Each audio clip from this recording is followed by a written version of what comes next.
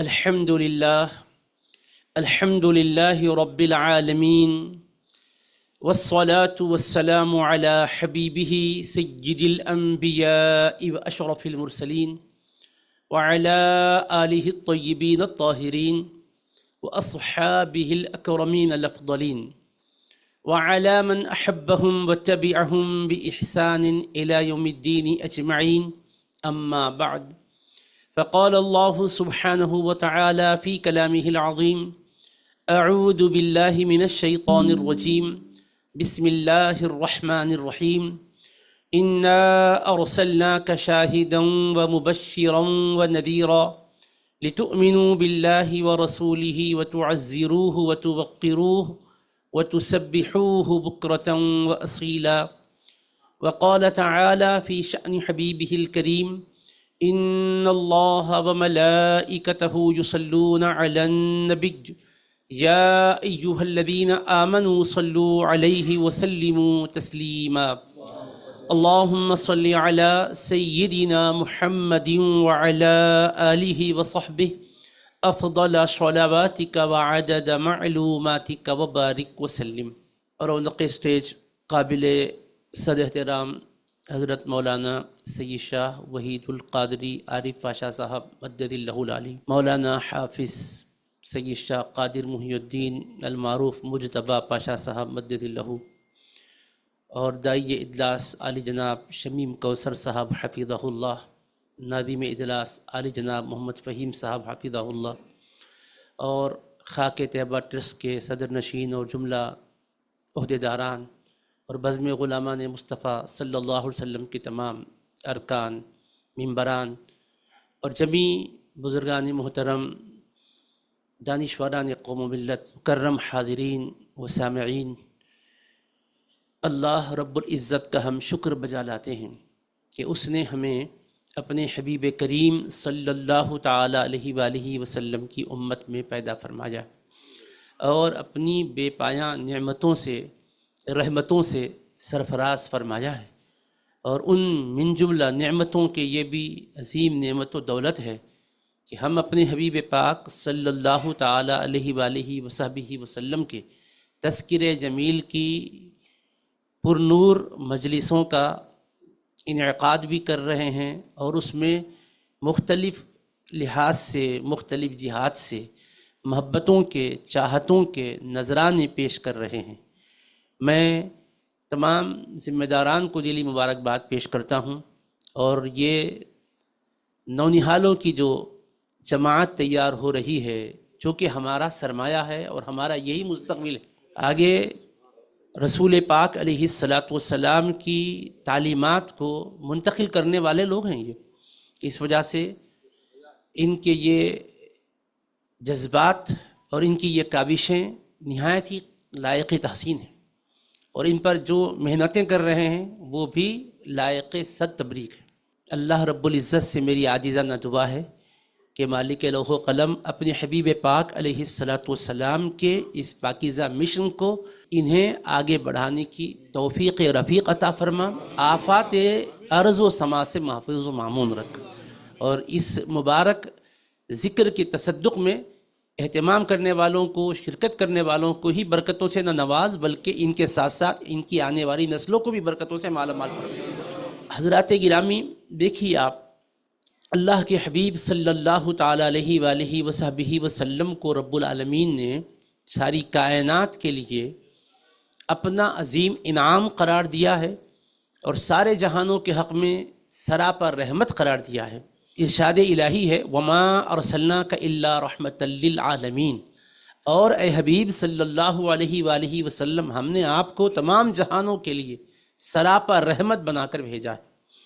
نبی پاک علیہ السلام سارے عالموں کے لیے پیکر رحمت ہے۔ آپ کی ذات گرامی، آپ کا پیغام، آپ کی دعوت اور آپ کی سیرت طیبہ کا ہر جزو و کل سارے جہانوں کے حق میں سراپا رحمت ہے، اور اس رحمت بھری تعلیمات سے صرف ہم ہی مستفید نہیں ہو رہے ہیں بلکہ اغیار بھی مستفید ہو رہے ہیں۔ آج انسانوں کو جو چین و سکون اس دھرتی پر نظر آ رہا ہے اور جو قرار اور راحت کے ساتھ رہ رہے ہیں، باوجود یہ کہ اعمال تباہ کن ہیں، اس کا باعث صرف حضور پاک علیہ السلام کی شان رحمت للعالمین ہی ہے۔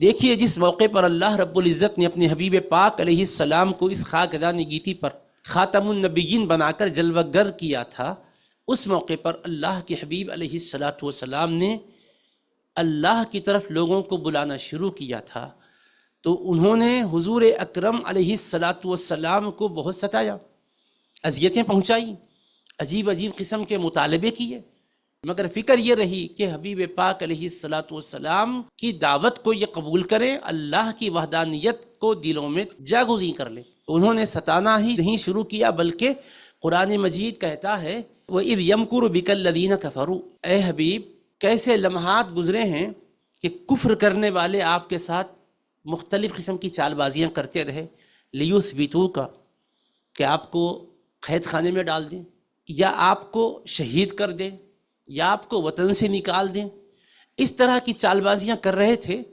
اللہ رب العزت فرماتا ہے وَيَمْكُرُونَ وَيَمْكُرُ اللَّهُ وَاللَّهُ خَيْرُ الْمَاكِرِينَ، وہ چال بازیاں کر رہے تھے، مکاریاں کر رہے تھے، اور اللہ اپنی خفیہ تدبیر فرما رہا تھا جو ان کی چال بازیوں کو کامیاب ہونے نہیں دیا۔ وَإِذْ قَالُوا اللَّهُمَّ إِن كَانَ هَذَا هُوَ الْحَقَّ مِنْ عِنْدِكَ فَأَمْطِرْ عَلَيْنَا حِجَارَةً مِّنَ السَّمَاءِ أَوْ ائْتِنَا بِعَذَابٍ أَلِيمٍ۔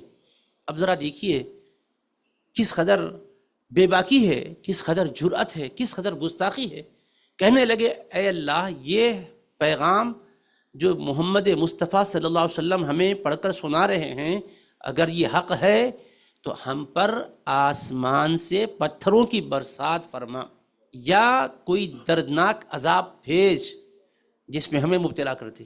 اب آپ بولیے، ایک تو انکار پر سرکشی، ہر دھرمی، اور یہ مطالبہ کہ آسمان سے پتھر برسائے جائیں یا دردناک عذاب سے دوچار کیا جائے، ان کی طرف سے ہو رہا ہے۔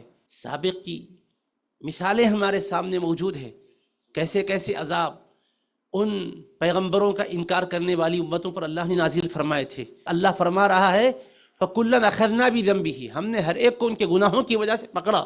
کسی پر بجلیاں گرائی گئی، کسی کو زمین میں دھسایا گیا، کسی پر پتھر برسائے گئے، کسی کی بستیوں کو الٹ دیا گیا۔ یہ قرآن مجید میں فَكُلًّا أَخَذْنَا بِذَنبِهِ فَمِنْهُمْ مَنْ أَرْسَلْنَا عَلَيْهِ حَاصِبًا وَمِنْهُمْ مَنْ أَخَذَتْهُ الصَّيْحَةُ وَمِنْهُمْ مَنْ خَسَفْنَا بِهِ الْأَرْضَ۔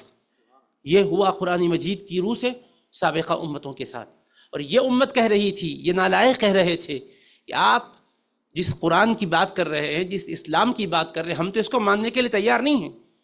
اگر یہ حق ہے تو آسمان سے پتھر برسائے جائیں، یہ حق ہے تو ہم پر عذاب اتارا جائے۔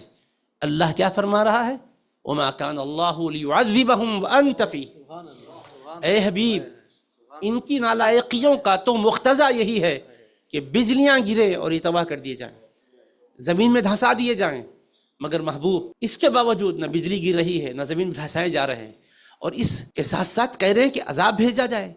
حبیب بھیجنے کے لیے دیر نہیں لگتی۔ وَمَا كَانَ اللَّهُ لِيُعَذِّبَهُمْ وَأَنْتَ فِيهِمْ، اللہ کی یہ شان نہیں کہ ان پر عذاب نازل کرے جبکہ آپ ان میں جلوہ گر ہیں۔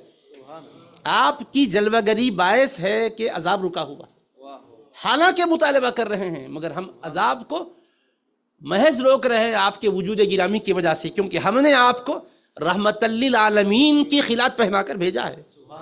ہم نے آپ کو ساری انسانیت کے حق میں ہی نہیں، سارے جہانوں کے حق میں اپنی رحمت تامہ، کاملہ، شاملہ، جامعہ بنا دیا ہے۔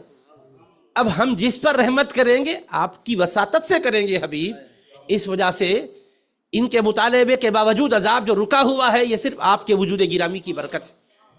یعنی غیر پر بھی عذاب اللہ کا رکا ہے تو محض حضور کی برکت سے رکا ہے۔ دوستا را کجا کنی محروم تو کے بعد دشمنا نظر داری۔ حضور چاہنے والوں کو آپ کیسے محروم فرمائیں گے، دشمنوں پر بھی ایسی نظر رحمت فرماتے ہیں۔ انکار کرنے والے اور سرکشی میں اس انتہا کو پہنچے کہ مطالبہ کر رہے ہیں، اور وہ بھی مطالبہ اللہ سے کر رہے ہیں۔ وَإِذْ قَالُوا اللَّهُمَّ إِن كَانَ هَذَا هُوَ الْحَقَّ مِنْ عِنْدِكَ فَأَمْطِرْ عَلَيْنَا حِجَارَةً مِّنَ السَّمَاءِ أَوْ ائْتِنَا بِعَذَابٍ أَلِيمٍ۔ اب دیکھو، آپ لب و لہجہ بھی دیکھو کتنا گستاخانہ ہے۔ اور اس سے یہ بھی سمجھیے کہ حضور علیہ السلام کے مخاطبین کیسے ہیں۔ حبیب پاک علیہ الصلاۃ والسلام جس زمانے میں مبعوث فرمائے گئے، آپ کو کیسی مخالفتوں کا سامنا کرنا پڑا۔ آج ہم مسلمانوں کو اللہ کے حبیب علیہ الصلاۃ والسلام کی ذات گرامی سے اٹوٹ وابستگی حاصل کرنی ہے تو پہلے اس ماحول کو بھی سمجھنا ہے اور حبیب پاک علیہ السلام کی شفقت و رافت کو بھی سمجھنا ہے کہ ایسا نہیں ہے کہ پھولوں کے ہار پیش کیے گئے، ایسا نہیں ہے کہ پلکوں کو بچھایا گیا۔ اور یاد رکھیے گا، یہ مخالفت کرنے والے کوئی اور لوگ نہیں تھے، اسی دھرتی کے لوگ تھے، خاندان کے لوگ تھے، قریش کے لوگ ہیں مخالفت کر رہے ہیں۔ ابو لہب کون؟ رشتے میں چچا۔ ابو جہل خاندان قریش کا۔ عتبہ کون؟ قریش کے۔ شیبہ کون؟ عاص بن وائل کون؟ ایسا نہیں ہے کہ یہود و نصارہ تھے ہوں گے، وہ تو بعد میں مدینہ منورہ میں ان سے سابقہ پڑا۔ منافقین یہ مدینہ منورہ میں جانے کے بعد اس ٹولے سے سابقہ پڑا۔ مکہ مکرمہ میں پہلے جن سے سابقہ پڑا خاندان کے لوگ تھے، قبیلے کے لوگ تھے۔ اور یاد رکھیے، تکلیف دوسرے سے اگر آپ کو پہنچتی ہے تو دل اتنا نہیں دکھتا، جاننے والوں سے پہنچتی ہے تو دل بہت دکھتا، خاندان والوں سے پہنچتی ہے تو دل بڑا اذیت محسوس کرتا ہے۔ اللہ کے حبیب کا قلب کتنا وسعت رکھتا ہے، اس ایذا رسانی کے باوجود حبیب کی فکر کیا ہے؟ اللہ فرما رہا ہے فَلَعَلَّكَ بَاخِعٌ نَفْسَكَ عَلَىٰ آثَارِهِمْ إِن لَّمْ يُؤْمِنُوا بِهَٰذَا الْحَدِيثِ أَسَفًا۔ اے میرے حبیب، اس قدر آپ شفقت فرما رہے ہیں اور ان کا غم اپنے قلب میں اس قدر پال رہے ہیں کہ ان کے ایمان نہ لانے پر غم کر کے کیا اپنی جان کو آپ اذیت سے دوچار کر دو گے؟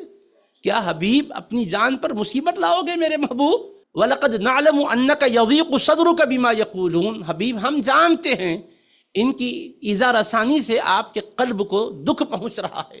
قَدْ نَعْلَمُ إِنَّهُ لَيَحْزُنُكَ الَّذِي يَقُولُونَ۔ حبیب ہم جانتے ہیں ان کی باتیں آپ کے قلب کو رنجیدہ بنا رہی ہے۔ فَإِنَّهُمْ لَا يُكَذِّبُونَكَ وَلَكِنَّ الظَّالِمِينَ بِآيَاتِ اللَّهِ يَجْحَدُونَ۔ حبیب رنجیدہ نہ ہوں، بے شک یہ آپ کو نہیں جھٹلا رہے ہیں، یہ ظالم اللہ کی آیتوں کو جھٹلا رہے ہیں۔ دیکھو کس قدر تسلی کا انداز ہے رب العالمین کی طرف سے۔ حبیب آپ کو نہیں جھٹلا رہے ہیں، یہ ہماری آیتوں کو جھٹلا رہے ہیں۔ آپ کو جھٹلانا ہوتا تو جوانی میں جھٹلاتے تھے، آپ کو جھٹلانا ہوتا لڑکپن میں جھٹلاتے تھے، آپ کو جھٹلانا ہوتا تو بعثت سے پہلے جھٹلاتے تھے۔ بعثت سے پہلے تو صادق و امین ہی کہہ رہے تھے، بعثت سے پہلے تو آپ کی بارگاہ میں مسائل کے لیے آ رہے تھے۔ حبیب میرا گھر جب بن رہا تھا خانہ کعبہ، اس وقت حجر اسود کے رکھنے کے موقع پر حالت یہ تھی کہ خون کی ندیاں بہہ سکتی تھی، کوئی بھی اس وقت مصالحت کو تیار نہیں ہے۔ ہر ایک یہی چاہ رہا تھا کہ پتھر ہم رکھیں گے، قبیلے کا ہر سردار یہی کہہ رہا تھا یہ شرف و اعزاز ہمارے حق میں آئے۔ 3 دن گزر گئے، جھگڑا چکانے کے لیے کوئی تیار نہیں ہے، کوئی مصالحت کی راہ پر ڈالنے کے لیے ہمت نہیں کر رہا ہے۔ ایک بندے کے دل میں آئی، وہ بڑا تجربے کار تھا، اس نے کہا ایسا کریں گے کہ کل صبح سب سے پہلے جو سہم حرم میں آئے گا اس کے پاس ہم اپنا مسئلہ پیش کریں گے، وہ جو فیصلہ کرے گا اس فیصلے پر ہم کوئی اعتراض نہیں کریں گے۔ تو سبوں نے کہا کہ ٹھیک ہے، ہمیں یہ منظور ہے۔ خدا کی مشیت دیکھیے، کل صبح سویرے سب سے پہلے حرم میں داخل ہونے والے، سہم کعبہ میں داخل ہونے والے سوائے آپ کے ہمارے آقا و مولا کے کوئی اور نہیں ہے۔ محمد رسول اللہ صلی اللہ علیہ وسلم کہلائے نہیں گئے تھے، محمد بن عبداللہ ہی سمجھے جا رہے تھے، مگر داخل ہوتے ہیں تو کیا کہتے ہیں یہ لوگ؟ ھذا الامین رضیناہ، ارے یہ تو امانت کے پیکر ہیں، ہمیں تو ان پر اطمینان ہے، ہم راضی و خوش ہیں۔ وحی الہی نازل نہیں ہوئی، جبریل علیہ السلام نہیں آئے، لیکن وہ کہہ رہے تھے ھذا الامین رضیناہ، یہ امین ہیں، امانت دار ہیں، اور ہم ان کے فیصلے پر راضی، جو کہیں گے منظور۔ اور اللہ کے حبیب علیہ السلام نے فیصلہ کیا کیا؟ حبیب علیہ السلام نے چادر اقدس کو بچھا دیا اور حجر اسود کو اس پر رکھ دیا اور ارشاد فرمایا تمام قبائل کے جو سردار حضرات ہیں وہ سامنے آئیں، اور ہر قبیلے کے سردار کو فرمایا کونا پکڑیے، ہر طرف سے چادر کے کونے پکڑوائے، اور اس کے بعد ارشاد فرمایا اس کو اٹھایا جائے۔ سب مل کر اٹھائے، خوشی خوشی اٹھا رہے ہیں۔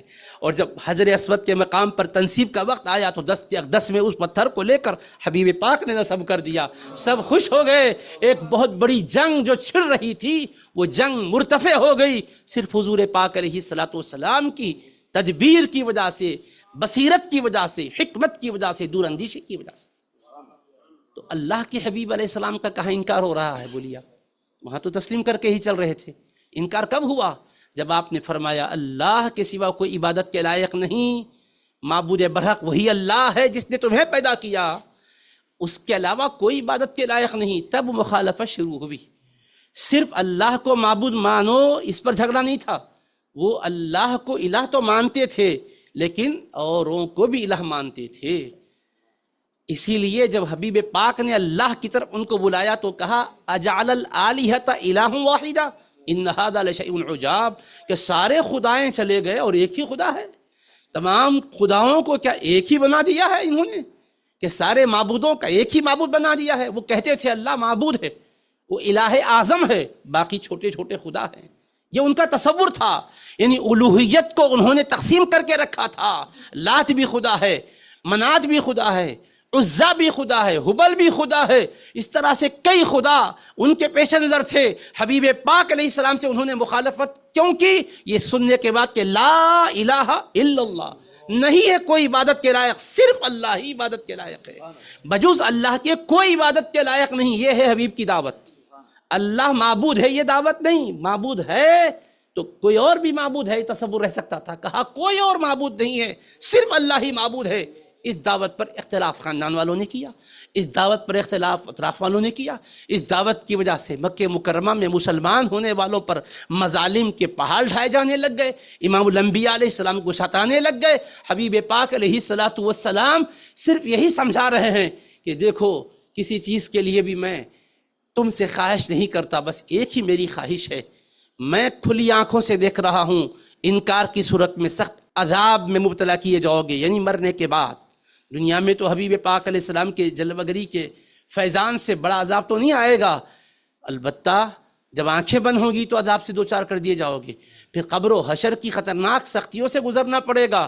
میری رحمت کا تقاضا یہ ہے کہ میں تکلیف میں تمہیں دیکھنا نہیں چاہتا، اس وجہ سے تم سے کہہ رہا ہوں اللہ کو معبود برحق مانو اور اس کے سوا کسی کی بھی الوہیت کا ذہن و گمان میں کسی قسم کا خیال اور وہم بھی آنے نہ دو.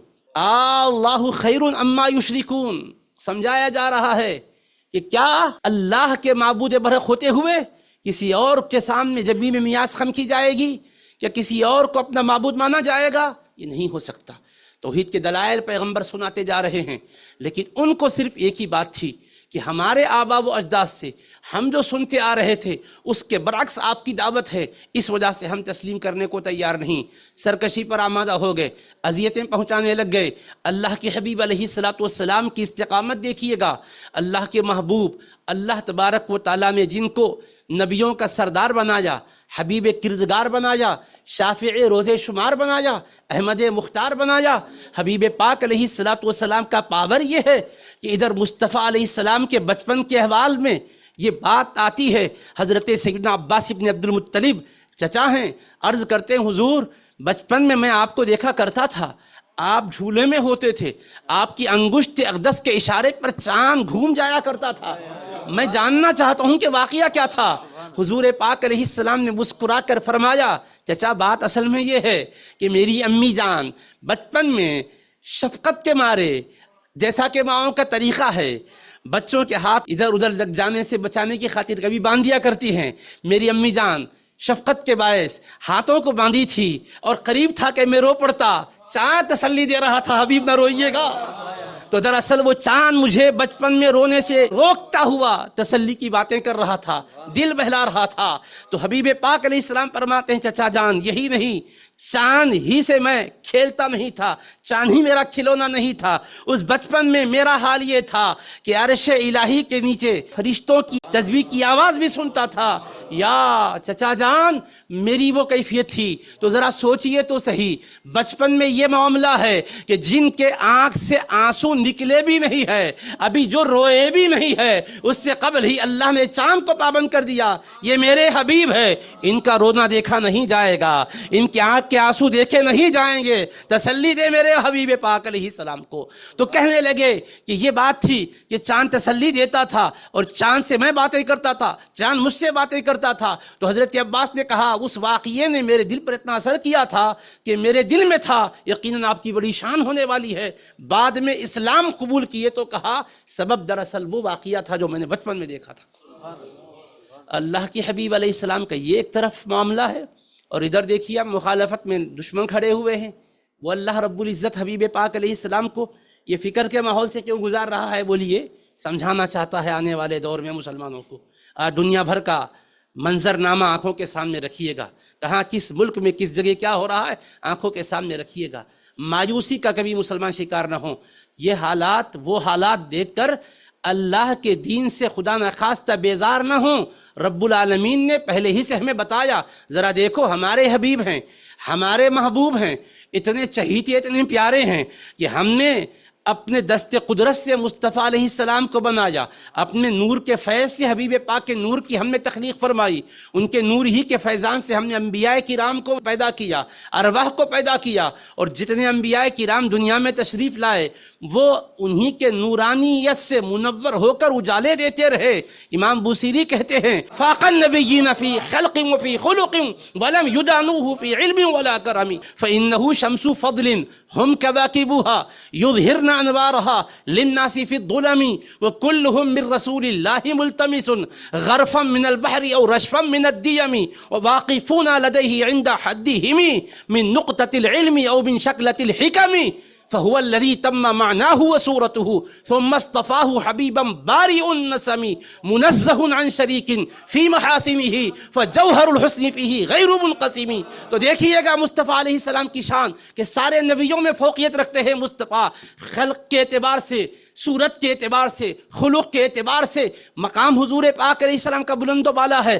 آپ آفتاب ہیں فضیلت کے، انبیاء ستارے ہیں، اور وہ ستارے آفتاب نبوت سے فیض لے کر ظلمتوں میں اجالا دے رہے ہیں۔ وَكُلُّهُم مِّن رَّسُولِ اللَّهِ مُلْتَمِسُ، سارے انبیاء کرام، سارے رسول عظام اللہ کے رسول علیہ السلام کی بارگاہ میں عرض کر رہے ہیں کہ حضور ہمیں بھی سیراب کیا جائے، غرفا من البحر، سمندر علم مصطفیٰ سے چلو بھر بھر کر اپنی پیاس بجھا رہے ہیں، اور رشفا من الدیم، بارش علم مصطفیٰ سے وہ قطرے لے کر سیراب ہو رہے ہیں۔ تو اللہ کے محبوب کا مقام دیکھیے گا، انبیاء کرام کے یہ فرمایا جا رہا ہے سمندر علم ہے میرے مصطفیٰ، اس سے چلو بھر کر لو اور اپنی قوم کو علم کی خیرات بانٹو۔ فرمایا ابر کرم بن کر میرے مصطفیٰ برس رہے ہیں، اس سے تم اپنے لبوں کو سیراب کرو، امت کی سیرابی کا انتظام کرو۔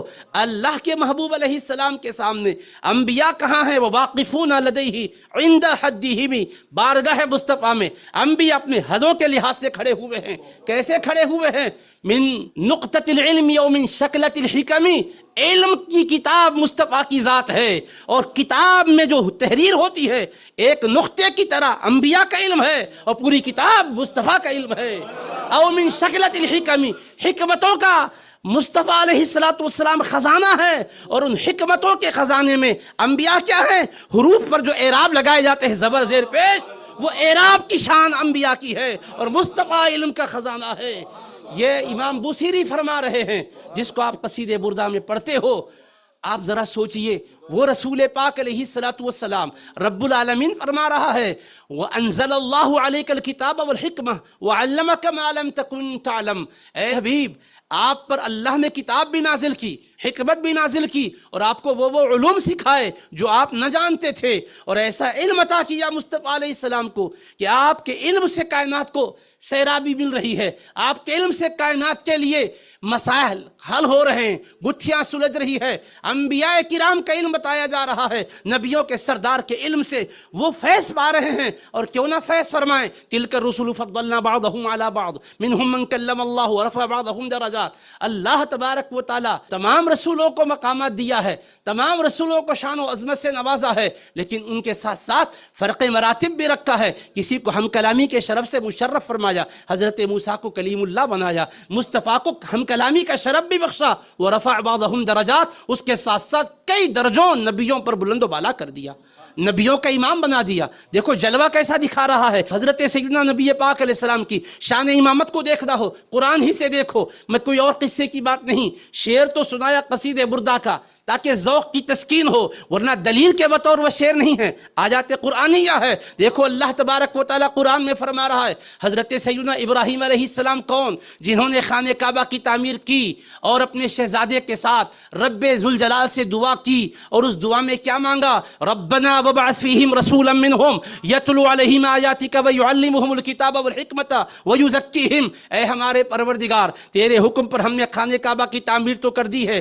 ہم تجھ سے مطالبہ کیا کریں کہ یہ مزدوری دے، یہ اجرت دے، ہمارا یہ محنتانہ دے۔ ہم مادی چیز تو نہیں مانگنا چاہتے ہیں، مگر ہم یہ تیرے بارگاہ میں التجا کرتے ہیں، ربنا تقبل منا انک انت السمیع العلیم، ہماری اس خدمت کو مولا قبول فرما، تو ہی سننے والا جاننے والا ہے۔ پروردگار ربنا وجعلنا مسلمین لک، ہم دونوں کو بھی تیرے احکام کی تابعداری کرنے والا بنا، ومن ذریتنا امتا مسلمۃ لک، ہماری اولاد میں بھی ہمیشہ تیرے تابعداروں کو پیدا فرما، وَأَرِنَا مَنَاسِكَنَا، ہمیں تیری بارگاہ میں عبادت کے طریقے سکھا، وَتُبْ عَلَيْنَا، ہم پر ہمیشہ رحمت کے ساتھ متوجہ ہو، إِنَّكَ أَنْتَ التَّوَّابُ الرَّحِيمُ، بے شک اے اللہ تو ہی توبہ قبول کرنے والا ہے، مہربانی کرنے والا ہے۔ اس کے بعد عرض کرتے ہیں ربنا وابعث فیہم رسولا منہم، اے ہمارے پروردگار انہی میں سے ایک عظمت والے رسول کو بھیج۔ یہ مانگ رہے ہیں حضرت ابراہیم علیہ السلام، یہ مانگ رہے ہیں حضرت اسماعیل علیہ السلام، اور معلوم ہے حضرت ابراہیم کے دونوں شہزادگان، حضرت ابراہیم علیہ السلام کے ایک اسماعیل اور ایک اسحاق علیہ السلام کی نسل میں ذریت میں بے شمار انبیاء و مرسلین آتے رہے۔ حضرت عیسیٰ علیہ السلام سے پہلے تک جتنے آئے انہی کی نسل میں آتے رہے۔ حضرت اسماعیل کی نسل میں کوئی نہیں آئے سوائے ہمارے اور آپ کے آقا و مولا کے۔ اور وہ دعا کیا مانگی جا رہی؟ وَمِن ذُرِّيَّتِنَا أُمَّةً مُسْلِمَةً لَكَ، وَمِن ذُرِّيَّتِي نہیں، وَمِن ذُرِّيَّتِنَا تثنیہ کا صیغہ ہے، ہم دونوں کی اولاد میں پیدا فرما۔ حضرت فرماتے ہیں میری اولاد میں، تو حضرت اسحاق کی طرف اشارہ ہوتا کہ اسحاق بھی بیٹے ہیں، اسماعیل بھی بیٹے ہیں، کہ ہم دونوں کی اولاد میں، تو مطلب جو آنے والا ہو، کعبے کا پاسباں جو ہو، کعبے کی عظمت کو دنیا کے سامنے اجاگر کرنے والا ہو، جو ملت ابراہیمی کا دنیا میں پرچار کرنے والا ہو، وہ ہو جو میری بھی اولاد میں ہو، میرے بیٹے اسماعیل کی بھی اولاد میں ہو۔ تاریخ گواہ ہے اسماعیل کی اولاد میں سوائے مصطفیٰ کے کوئی اور پیغمبر نہیں آئے، صرف ہمارے ہی آقا آئے ہیں۔ تو نگاہ نبوت میں بھی مصطفیٰ کا مقام کیا ہے دیکھیے۔ مانگ رہے ہیں رب سے، اچھا مانگ تو رب سے رہے ہیں، ان کے دل کی تمنا رب پوری کرنے والا جب پوری کیا اور کرنا ہی چاہ رہا تھا، 2 4 پہلے بھی بھیج سکتا تھا، کہا نہیں، اس کعبے کی پاکیزہ سرزمین پر کی جانے والی دعا کا میں مصداق صرف ایک ذات کو بنانے والا ہوں۔ اسی وجہ سے میرے آقا فرمائے انا دعوت ابی ابراہیم، لوگوں سنو کون ہوں میں حضرت ابراہیم جو میرے ابا جان ہیں ان کی دعا کا مصداق۔ انا دعوت ابراہیم، اپنا تعارف کروا رہے ہیں، میں ابراہیم کی دعا ہوں۔ وہ بشارت عیسیٰ، عیسیٰ علیہ السلام کی خوشخبری۔ حضرت عیسیٰ بھی اپنی قوم سے کیا کہہ رہے ہیں؟ کیا ناز کا انداز ہے، اے بنی اسرائیل، بے شک میں تمہاری طرف اللہ کا رسول بن کر آیا ہوں، مجھ سے پہلے جو کتاب تورات آئی اس کی تصدیق کرتا ہوں، وَمُبَشِّرًا بِرَسُولٍ يَأْتِي مِن بَعْدِ اسْمُهُ احمد، اور میں خوشخبری دے رہا ہوں میرے بعد ایک رسول آئیں گے، احمد ان کا نام مبارک ہو۔ ان کے پیغام کا حصہ بنا دیا گیا اس کو۔ حضرت ابراہیم نے دعا مانگی، ہر پیغمبر امت کو بتا رہے ہیں، اور حضرت عیسیٰ علیہ السلام بالکل ان کے بعد ہی تو مصطفیٰ کا زمانہ ہے، فطرت کا دور ہے، بیچ میں کوئی پیغمبر تو آئے نہیں، اس لیے کہا میں خوشخبری دیتا ہوں میرے بعد آنے والے ایک رسول ہیں۔ اور حبیب تشریف لا کے فرمایا میں اپنے والد ابراہیم کی دعا کا مصداق ہوں اور عیسیٰ علیہ السلام کی خوشخبری ہوں، وَرُؤْيَا أُمِّ الَّتِي رَأَتْ، اور اپنی امی جان کا وہ مشاہدہ ہوں جو دم ولادت دیکھا تھا کہ جیسا ہی جلوگر میں ہوا نور کی خیرات دنیا کو بٹنے لگی، شام کے محلات جس کی وجہ سے چمکنے لگے، تو حبیب پاک علیہ السلام نے فرمایا۔ تو انبیاء کرام میں، رسول اعظام میں حبیب پاک علیہ السلام کی قدر و منزلت دیکھیے، دعا مانگ کر اللہ سے طلب کر رہے ہیں، مقام دیکھیے، خوشخبری دے رہے ہیں، خطبوں میں مصطفیٰ ہیں، دعاؤں میں مصطفیٰ ہیں۔ آج کچھ لوگ عجیب انداز سے دین کو سمجھ رہے ہیں، نماز میں خیال مصطفیٰ نہ ہو، ارے خدا کے بندو، یہ کس قدر بے وفائی کی بات ہے۔ کعبہ کی تعمیر میں دعا میں حضرت مصطفیٰ ہیں، نبیوں کے خطبے میں مصطفیٰ ہیں، کعبے کے پاس مصطفیٰ ہیں، اور آج تمہیں مصطفیٰ کعبے کے پاس یاد نہ آئے تو پھر وہ کون سی توحید ہے تمہاری؟ توحید کے علمبردار یاد کر رہے ہیں اور اللہ سے مانگ رہے ہیں مولا توحید کدا تو بنا دیا، لیکن اس توحید کدے کو آباد کرنے کے لیے مصطفیٰ کو بھیج۔ تو حبیب پاک علیہ السلام کو جس شان سے مانگا تھا وہ حبیب جلوہ گر ہو کر اسی توحید کے لیے لوگوں سے باتیں سن رہے ہیں، اسی توحید کے لیے پتھر برسائے جا رہے ہیں تو برداشت کر رہے ہیں، راہوں میں کانٹے بچھائی جا رہے تو برداشت کر رہے، کیوں کہ یہ سبق پڑھانے کے لیے میرے رب نے مجھے بھیجا ہے اور میرا تم سے کوئی مطالبہ نہیں ہے، بس ایک ہی ہے کہ بس اللہ کو وحدہ لا شریک مانو۔ اعبدوا ربکم الذی خلقکم فلیعبدوا رب ھذا البیت الذی اطعمہم من جوع وآمنہم من خوف۔ بس یہ پیغام رسول پاک علیہ السلام نے دیا۔ اس پیغام کے دینے کے بعد ستانے والے، تکلیف پہنچانے والے کیا کچھ نہیں کہہ رہے ہیں، کبھی تو کہہ رہے ہیں اللہ کیا ہے ذرا دکھائیے تو صحیح کیسے ہم مانیں، کبھی کہہ رہے ہیں کہ ہم جو مانگتے وہ بتائیے، لن نؤمن لک حتی تفجر لنا من الارض ینبوعا۔ اللہ اکبر کہتے ہیں ہرگز ہم آپ کو تسلیم نہیں کریں گے، آپ ایک چشمہ ہمارے سامنے جاری کر دیجیے۔ کھجور کے باغات ہونا چاہیے آپ کے پاس، انگور کے باغات ہونا چاہیے آپ کے پاس، یا پھر یہ کہ آسمان سے ٹکڑے گرائیے جیسا کہ آپ کا خیال ہے، یا سونے کا گھر ہونا چاہیے آپ کا، آسمان میں سیڑھی لگا کے چڑھ جائیے گا۔ آپ بولیے کتنے سوقیانہ مطالبے ہیں، کس قدر استہزاء کا ماحول بنا رہے ہیں، اور اللہ تبارک و تعالیٰ کے حبیب کا حوصلہ دیکھیے۔ اس کے بعد پھر یہ بھی کہہ رہے ہیں اگر آپ آسمان پر چڑھیں بھی تو ہم نہیں مانیں گے، حتیٰ کہ آپ ایسی کتاب لے کر آ کر دیجئے جس کو ہم پڑھ لیں۔ یہ ساری باتیں، یہ سارے بکواسات ان کی طرف سے ہو رہے ہیں، اور اللہ کیا فرما رہا ہے؟ قل سبحان ربی هل كنت الا بشرا رسولا۔ میرا رب ہر عیب سے پاک ہے لوگو، میں بشریت کے لباس میں شان رسالت کا پیکر بن کر آیا ہوں۔ بس ایک ہی بات ہے، هل كنت الا بشرا رسولا۔ آپ بولو کوئی ایسے نخرے کسی کے سنتا بھی ہے؟ ہم اپنے شاگردوں کو نہیں برداشت کرتے، اپنے مخاطبین کو برداشت نہیں کرتے۔ اگر اس قسم کے چھچورے قسم کی باتیں کریں گے تو لوگ کہیں گے بھائی جلسہ برخاست، چلے جاتے ہیں، کون سنائے گا ایسے لوگوں کو؟ مگر اللہ کے محبوب نے کبھی کہا کہ یہ مجلس برخاست نہیں، حبیب پاک فرما رہے ہیں کہ نہیں، ہم تو تمہیں سنائیں گے، ہم تو تمہیں بتلائیں گے۔ اللہ کے محبوب وطن چھوڑ رہے ہیں پھر بھی بتلا رہے ہیں، پتھر کھا رہے ہیں پھر بھی بتلا رہے ہیں، جنگوں کا ماحول بپا کیا گیا بتلا رہے ہیں۔ حبیب کو خوشی کب ہو رہی ہے؟ اللہ فرماتا اذا جاء نصر اللہ والفتح ورأیت الناس يدخلون فی دین اللہ افواجا فسبح بحمد ربک واستغفر انہ کان توابا۔ محبوب آپ کی خوشی یہی ہے کہ مکہ فتح ہو، آپ کی خوشی یہی ہے جوق درجوق لوگ اسلام میں داخل ہو جائیں، آپ یہی دیکھنا چاہتے تھے نا مصطفیٰ؟ ہم نے یہ منظر دکھا دیا ہے۔ دیکھیے اس مکے سے آپ کو نکالا جا رہا ہے، اسی مکے میں فاتحانہ شان سے آپ آ رہے ہیں، آپ کا پرچم لہرا رہا ہے، جو پتھر پھینک رہے ہیں وہی آپ کی راہوں میں پلکوں کو بچھا رہے ہیں مصطفیٰ۔ یہ منظر آپ نے دیکھا، آپ کی خواہش یہی تھی مجھے اگر تم نے پتھر برسائے ہیں میں معاف کرنے کو تیار ہوں، صرف ایک بار کہہ دو لا الہ الا اللہ محمد الرسول اللہ۔ تم نے مکے میں بھی ستایا ہے، میں نے معاف کیا، تم نے بدر و احد و حنین میں ستایا، خیبر میں ستایا، خندق میں ستایا، میں نے معاف کیا۔ بس ایک ہی میرا مطالبہ ہے، کیا ہے؟ قولوا لا الہ الا اللہ تفلحوا، لا الہ الا اللہ کہو کامیاب ہو جاؤ۔ کیا راز تھا؟ اللہ نے اپنے محبوب سے پہلے کتنے انبیاء کو بھیجا؟ حبیب کے بشمول کم و بیش 1,24,000 انبیاء، بشمول مصطفیٰ علیہ السلام کے 1,24,000 انبیاء۔ اللہ نے کہا مصطفیٰ میں نے 1,24,000 انبیاء کو بھیجا اور آخر میں آپ کو بھیجا، آپ کے بعد اب کوئی نیا نبی نہیں آئے گا۔ عیسیٰ علیہ السلام آئیں گے مگر آپ کے امتی ہی کی شان سے ہوں گے۔ حبیب نے فرمایا وہ منظر بھی کیا منظر ہوگا، عیسیٰ ابن مریم تم میں آئیں گے مگر امامت کرنے والے وہ نہیں ہوں گے، تم ہی میں ایک امام ہوں گے۔ مصطفیٰ کی اولاد میں امام مہدی امامت فرمائیں گے۔ حبیب کی آل میں وہ سید زادہ کی شان دیکھو کہ ان کو امام بنائیں گے، کہیں گے میں اپنے وقت میں پیغمبر رہا، کلیمت اللہ بھی ہوں، روح اللہ بھی ہوں، مگر اس وقت میں امامت کرانے نہیں آیا ہوں۔ مصطفیٰ کے شہزادے امامت آپ کیجئے، میں پیچھے نماز پڑھنا چاہوں۔ حبیب پہلے ہی فرما رہے کیا ہوگا اس وقت منظر، جبکہ عیسیٰ علیہ السلام بھی آئیں گے، وہ امامکم منکم، اور تمہارے امام تم میں سے ہوں گے۔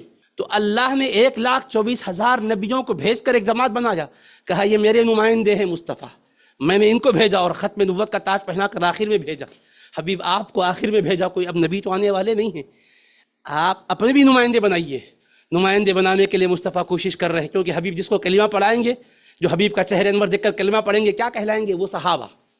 تو اللہ نے فرمایا محبوب میں نے 1,24,000 دنیا میں اپنے نمائندے بھیجے، آپ جب جائیں گے تو کوئی نیا نبی تو نہیں آئے گا، مگر آپ کے نمائندے ہوں گے جو آگے پیغام کو پہنچائیں گے، اور میرے مصطفیٰ آپ کے بعد کوئی نبی نہیں آئے گا، اور جتنا آپ کو دیکھ کر کلمہ پڑھیں گے اور اس کلمے پر رہ کر انتقال کریں گے، ان کے بعد کوئی اور صحابی بنانے والا نہیں ہوگا، کیونکہ جب آخری نبی آپ ہے تو آپ کا چہرے انور دیکھنے کے بعد آخری جس نے دیکھا اور آخری زندگی جس کو مل گئی ایمان کے ساتھ جو دنیا سے چلا گیا، اس کے بعد کس کی مجال ہے کہ کوئی کسی کو صحابی بنا سکے؟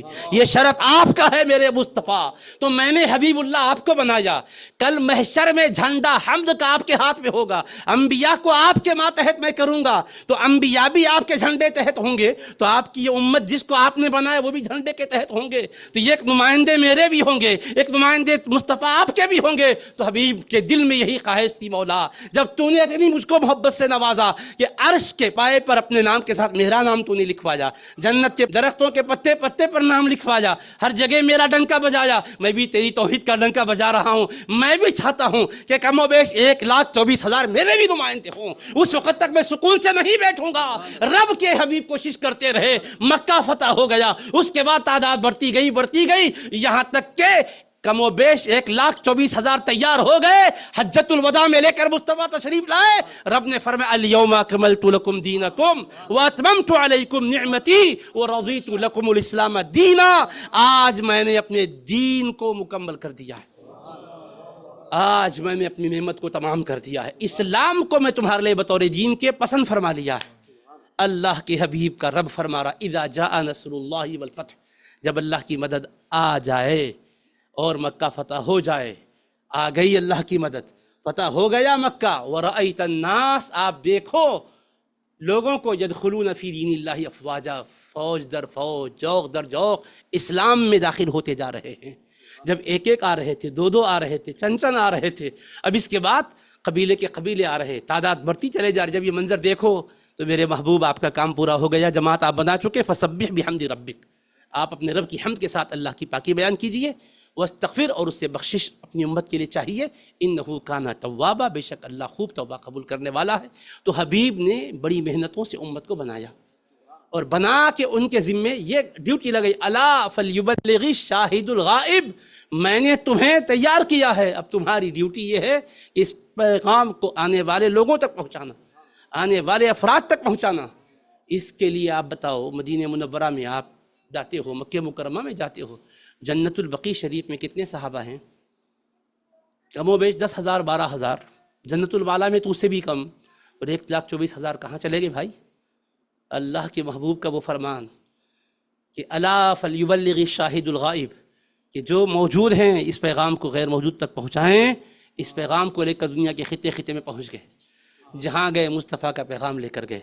ہم آپ مدینہ شریف سے اپنے گھر کو جاتے ہیں تو روتے ہیں، مدینہ شریف کی طرف جاتے ہیں تو ہنستے ہیں۔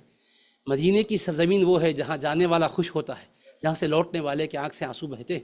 آج ہمارا یہ حال ہے، تو وہ صحابہ کو چھوڑنا کتنا گراں گزرا ہوگا، مگر کوئی بات تھی، بس ایک ہی بات تھی، پیغام دینے والے حبیب فرمایا میں نے تمہیں تیار کیا، بڑی محنت سے تیار کیا، تمہیں تیار کرنے کے لیے میں نے گالیاں بھی سنی ہیں، باتیں بھی سنی ہیں، تکلیفیں بھی صحیح ہیں، کتنی تکلیفیں اذیتیں نہیں پہنچائی گئی۔ حبیب پاک علیہ السلام فرمایا اب تمہارا کام یہ ہے کہ بڑی ہی محنت کے ساتھ، دل سوزی کے ساتھ تیار کرو۔ اور تاریخ گواہ ہے میرے دوست، حضرت ابو ایوب انصاری رضی اللہ تعالیٰ عنہ، وہ وقت بھی آیا کہ سفر میں ہیں آپ، طبیعت آپ کی اس درجے میں نہیں ہے کہ آپ پیدل چل سکیں، پھر بھی جب معرکہ آرائی کے لیے نکلنے کا وقت آیا تو آپ نے فرمایا کہ نہیں، مجھے سواری پر بیٹھ کے جانا ہے، کیونکہ میرے آقا نے فرمایا فلیبلغ الشاہد الغائب، جب تک پاؤں سلامت ہے چلتا رہا، دین کا کام کرتا رہا، جب سواری پر بیٹھنے کے لائق ہوں تب بھی دین کا کام کرتا رہوں گا۔ جب وقت آ گیا تو اخیر میں محسوس کیا کہ راستے ہی میں انتقال ہونے والا ہے، تو اپنے ساتھیوں سے فرمایا میری گزارش ہے کہ ابھی یہ فوج آگے بڑھ رہی ہے، منزل آگے ہے، میں سمجھ رہا ہوں کہ میرا اخیر وقت آ چکا ہے، جب روح پرواز کر جائے تو مجھے یہیں دفن نہ کرنا، بلکہ میری میت کو سواری پر لے کر آگے منزل کی طرف پہنچنا، تاکہ محشر میں یہ عرض کر سکوں حضور آپ پیغام پہنچانے کے لیے حکم فرمائے تھے، جب تک پاؤں لائق تھے چل کے پہنچاتا رہا، چلنے کے لائق نہیں تھا سواری پر پہنچاتا رہا، اور پیغام پہنچانے کی ایک منزل آگے تھی، ٹارگٹ ہمارا مقصود آگے تھا، اس سے پہلے روح پرواز ہو گئی، تو میں اپنی میت کو پیش کر رہا ہوں تاکہ گواہ ہو جائے اس سرزمین تک چل کے نہیں گیا، مگر میری لاش تو گئی، میرا جسد تو گیا، جسد خاکی تو گیا۔ تو اس طرح سے محنت سے دین ہم تک پہنچا ہے۔ وقت بہت ہو چکا، اس لیے میں مختصراً چند باتیں آپ کی خدمت تمہیداً عرض کیا، اور یہ کہتے ہوئے کہ یہ قصہ لطیف ابھی ناتمام ہے، جو کچھ بیان ہوا وہ آغاز باب تھا۔ اللہ سے دعا ہے کہ پروردگار حبیب پاک علیہ السلام کی دعوت کی عظمت کو ہمیں سمجھنے کی توفیق دے، اور جس دلسوزی سے سمجھایا گیا اور پہنچایا گیا ہم کو اپنی نسلوں تک پہنچانے کی توفیق دے، دیگر لوگوں تک پہنچانے کی توفیق دے، اور وقت اخیر آئے تو ایمان پر موت عطا فرمائے، محشر میں حبیب پاک کی شفاعت عطا فرمائے۔ وصلی اللہ تعالی علی خیر خلقہ وآلہ وصحبہ اجمعین، والحمد للہ رب العالمین۔